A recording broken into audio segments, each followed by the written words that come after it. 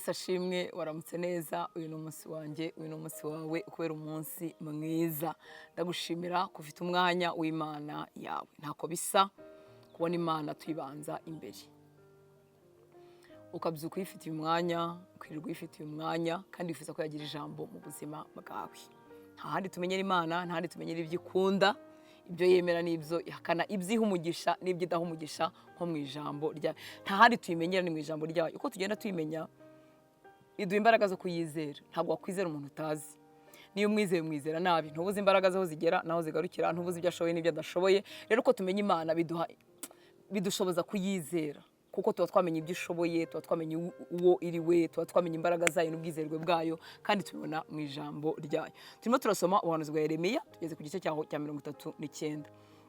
mu mwaka wa 9 wa Sedekiya umwami w'Ubuyuda mu kwezi kwa 10 Nebukadinezari umwami wa Babuloni yaje azanye n'ingabo ze zose atera Yerusalemu arahakuba mu mwaka wa 11 wa Sedekiya mu kwezi kwa 4 ku munsi wa 9 wako umurwa wacitsemo icyuho bamaze kuhindura ibikomangoma byose by'umwami wa Babuloni biwinjiramo byicara mu irembo ryo hagati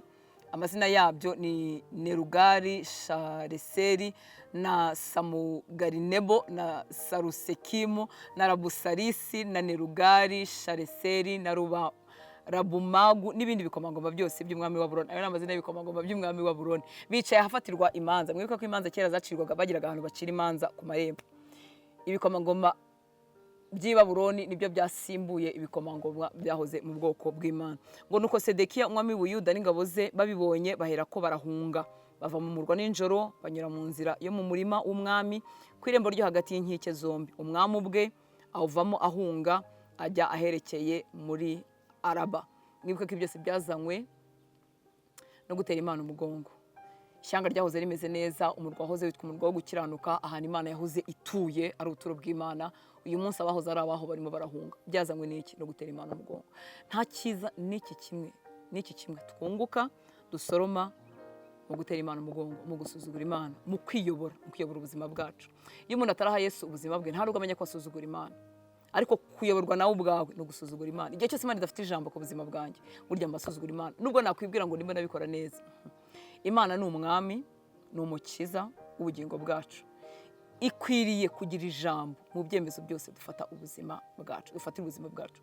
ntabwo Imana yifuza ko ntabwo yatanze umwana wayo Yesu kugira ngo sigare niyobora ni umukiza wanjye ariko ni n'umwami wanjye afite ijambo mu byemezo byanjye ntabwo ijambo ry'Imana turyemera turishyira mu bikorwa rwo twaryumvise gusa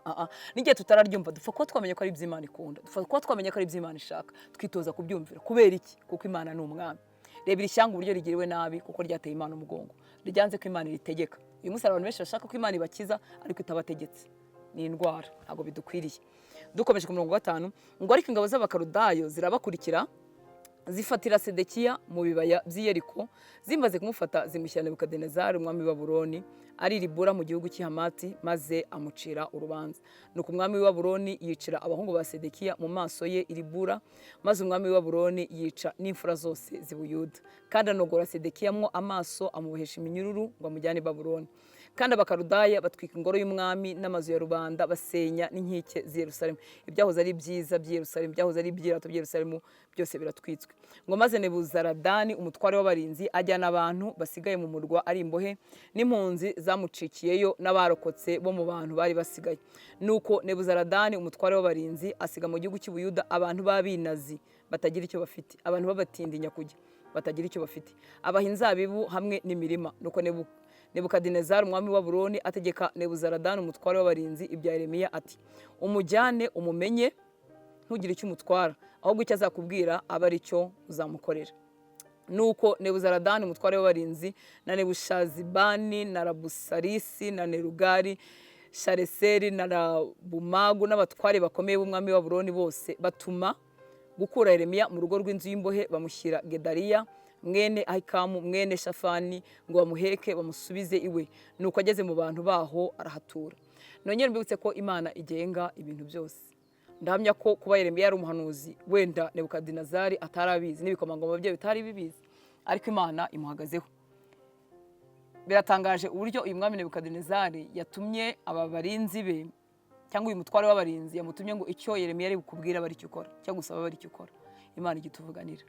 Imana ijya iturinda ikatwubakaho ikimeze nk'uruzitiro tukarindwa. Si ngombwa ngo abantu babazi n'ibyo twizera cyangwa bo banabyemera, ariko Imana asanze nta muntu n'umwe nta n'ikintu kimwe itakoresha kugira ngo tugirirwe neza. Mu ijambo ry'Uwiteka ryaje kuri Yeremiya ubwo yarabohewe mu rugo rw'inzu y'imbohe riti, genda ubwire Ebedimeleki umunyetiyopiya uti, muramwibuka wundi wamukijije waciye ku mwami akamubwira ko Yeremiya akwiriye gukurwa mu rwobo bamufungiyemo, ngo genda ubwire Ebedimeleki umunyetiyopiya uti, uku niko Uwiteka Nyiringabo Imana ya Isirayeli ivuga ngo, dore ngiye gusohoreza uyu murwa amagambo nawuvuzeho yo kuwutera ibyago atari ayo kuwukiza, kandi uzabireba uwo munsi bisohoye, ariko woweho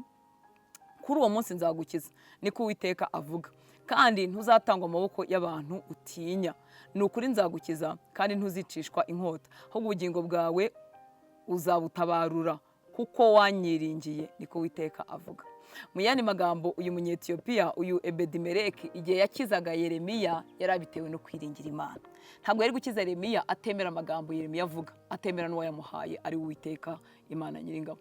Ineza yose twakoze ku bw'icyubahiro cy'izina ry'Imana yacu turayigororerwa. Ni ukuri turayigororerwa, twaba turi aha ngaha tuzayigororerwa n'ubugingo buhoraho. Imana iguhe umugisha, igurize imbaraga zo kuyubaha no kuyubahisha no kuyibwira abandi. Urakoze kuba mu ijambo ry'Imana, ugira umunsi mwiza.